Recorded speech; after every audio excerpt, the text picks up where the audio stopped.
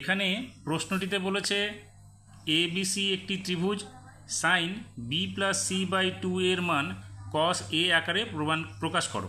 তাহলে ত্রিভুজ ABC, এই ABC ত্রিভুজের সাইন B+C/2 এর মানটা cos A আকারে প্রকাশ করতে হবে।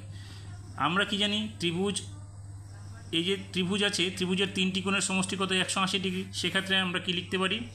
ত্রিভুজ ABC এর কোণ A প্লাস কোণ B প্লাস কোণ C ইকুয়ালস টু 180 ডিগ্রি। তার মানে কোণ আমাদের এখানে আছে কি? Sign B+C। তাহলে এখানে কি হচ্ছে? B plus C equals to কী হবে? 180 ডিগ্রি মাইনাস A।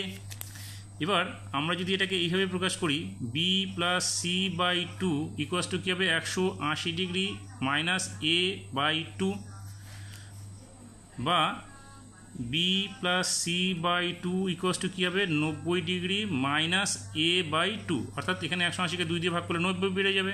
তাহলে এটা কী আমরা বের করলাম? B+C/2 এর মান কী হচ্ছে? 90 ডিগ্রি মাইনাস A/2। এখন আমাদের কী চাইছে?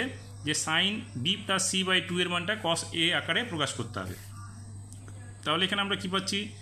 সাইন B+C/2 ইকুয়ালস টু কী হলো? 90 ডিগ্রি মাইনাস A/2। তাহলে এখানে আমরা লিখব 90 ডিগ্রি মাইনাস A/2। তাহলে এখানে আমরা একটি লেখাটা ভুল করলাম। এখানে আমাদের হবে এরকম, sign into 90 degree minus A/2। এখন দেখো এখানে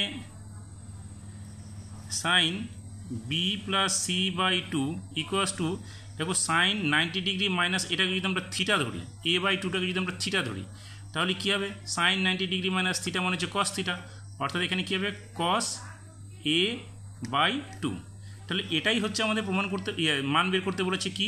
sign B+C/2 equals to cos A/2 আকারে, অর্থাৎ cos A আকারে বের করতে বলেছে। তার মানে আমরা যে উত্তরটা পেলাম সেটা হচ্ছে সাইন B+C/2 ইকুয়ালস টু হবে cos A/2।